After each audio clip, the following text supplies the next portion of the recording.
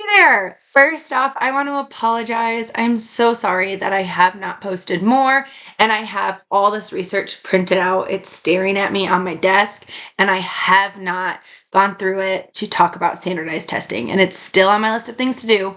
I will be getting there. Um, I just feel like this summer I've been going nonstop, but it's in such a different way than it ever has been with teaching.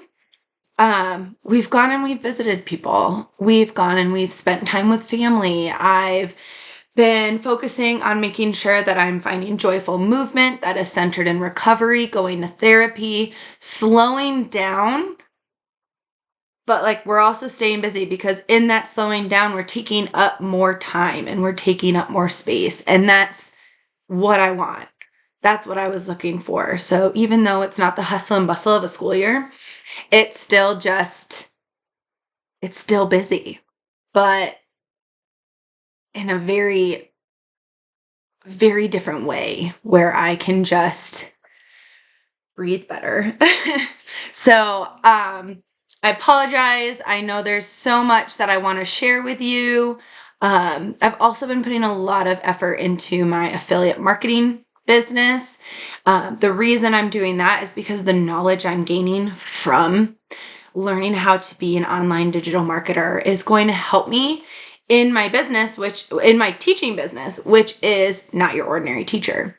Um, I've got some huge things that I'm going to be starting on as soon as I feel a little bit more confident in my knowledge building in marketing and online digital marketing. But I have these big ideas. I just want to share a few with you today. Um, I'm going to learn how to create digital courses. And I think about all the things that are on Teachers Pay Teachers, things that are online, things that I see other teacher entrepreneurs doing. And it's a lot of like science of reading and, um, how to get centers started and things like that. And I think that's amazing because it's very valuable, it's very important, and teachers need that. But I don't see information or enough information on how to start the school year. Like, what exactly needs to happen? Every year I've taught, I've had people ask me, well, how am I going to start the year? And I've always just focused on building community, building culture. I have pushed the content side of starting the year as far as I have been allowed to with my administration and my team, um, just so I can get to know my students. And the more time you take doing that, the less struggle you will have in the future. And so I want to help teachers start the year feeling confident, feeling like they are moving forward with a group of people that are like family because you're there for 180 days and you really want to troubleshoot things in the beginning so that later on it's not so hard. So that's one idea I have, and I will have all the resources and all the materials prepared for you with an online course. And that one might be a course I actually make later since the start of the year is happening. This is actually the first day my old district is going back and doing a week of teacher work days. And so, like, I'm having a mild identity crisis here. This is the first time in 11 years I haven't been working on a classroom, haven't been getting ready for a school year, and it's it's different. It's very different, and there's a part of me that's very sad about that and working through some of that, but there's also there's also just a comfort, like just a satisfaction that I don't regret this choice at this time, especially now that I have these big plans that will not only help students, but I feel will really help teachers. And I just want to get that started. Like, I'm so excited. And that's why I've given myself goals and tasks so that on October 1st, I will start creating these courses. And I get to start researching and not recording things, but researching and putting some thoughts together on what I want these courses to look like. I'll be starting that September 1st. So some of my other courses have to do with um, how to insert culturally responsive teaching practices into the classroom in ways that are easy to follow and don't require you to read a textbook or anything, because I'll do all that for you. Another one is how to deal with the struggling students, the ones that create a lot of the disruption, because that's what is a huge struggle for teachers everywhere. And I want to teach how you can deal with that. Was I perfect in the classroom? No. Oh, my stars, no. But I do feel that the things that I implemented helped in the long run. And these are some things that I wanted to continue learning more about, and just never got the chance to, because teaching all year, spare reading is like, I'm just going to read this for fun until I fall asleep.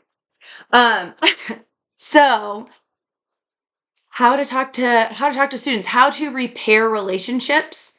It's all about restorative practices, and I'm very big on those. How to have conversations in the classroom, not just with the student who is struggling, but how to repair the relationships with the other students without it fragmenting the culture that you build in that classroom. So how to prioritize students' emotional needs, there's a lot of that with like morning meeting and character building and things like that, social emotional learning skills. But how can you implement that realistically in the classroom? Like, I always had a space for students to go and use strategies, but how to give students that trust, how to build that trust that students will use that effectively, because they're not always going to use that effectively. But if they need a minute to go into a corner and play with a fidget, and then they come back and they work, then you win, right? Even if you know that child was just using it as an excuse, you still win because they come back and do their work. So these are things that I feel are so valuable, and they're the nitty-gritty things that aren't taught in college. I know, because I've talked to so many teachers who have gotten one course. I know for me, it was my student teaching semester, and it was one course that met once a week for like 2 or 3 hours, and it was called classroom management. You did not build a plan. You did not do anything. I don't even know what we did. Nothing from that class was memorable. So I want to do something that's memorable, that really helps teachers. And I feel like I can do that on a bigger scale than just being an academic coach in one school, or maybe split between 2 schools. I can do that on a bigger scale by creating the course and the resources and the materials and putting them out online. So that means I get to go shopping for teacher books. And if you don't know, those are all teacher books. Well, there are also a whole bunch more downstairs, and I actually am getting rid of several of them. I have a problem. I understand that, but I'm not going to stop, because now I get to look into books on coaching and mentoring, because I'm also thinking of offering those kinds of services as well. A little bit trickier, but definitely doable. So I'm super, super excited. I'm so sorry that I haven't shared more. Like I said, I have intentions to be focusing more on Not Your Ordinary Teacher very shortly. Right now, I just don't feel confident that I have these skills online, and I haven't learned what I need to bring the best to you just yet. I'm super, I can't fall asleep right now because I'm so excited at what I'm going to be creating and what I'm going to be offering people. I'm excited to start researching and reading, and I'm definitely going to have to find a better strategy than taking notes, because I take notes on the entire book. I like to write, and I also like quotes, and everything feels like a quote. So if you think about that person who highlights the whole book, I not only highlight it, but I also write it down in my own notebook. So I'm going to work on perfecting those skills because if I don't, I will never get this to you ever. Um, so that is it. If you are interested in learning some more about starting a side hustle and affiliate marketing, I am here for you. I will, my Instagram is at Caffeinate Educate Affiliate, and um, I will put that down below in the bio. But really, ultimately, I just wanted to share with you great things are coming. I'm so sorry I haven't been present. It's very different navigating a new life, especially one that completely supports you when you've never really done that before. So I'm very excited for what's happened and what's going to happen. Taking a moment to grieve the loss of the classroom because I really love decorating. And I'm just going to have to focus on decorating this office because everything's going to be getting a nice little touch up. I'm going to get more of those things. Thanks, IKEA. So, I hope you have a great day. I can't wait to hear from you. If you have any thoughts on what you as a teacher, as an educator would take value from in a digital course, please drop it in the comments because I want to find those things that teachers don't feel confident in. Another idea is if you are a teacher mentor, like I was my second year teaching and I was for years after that, and nobody gives you information on how to do that, like I want to provide that for you. How can you be a mentor if you also need mentoring?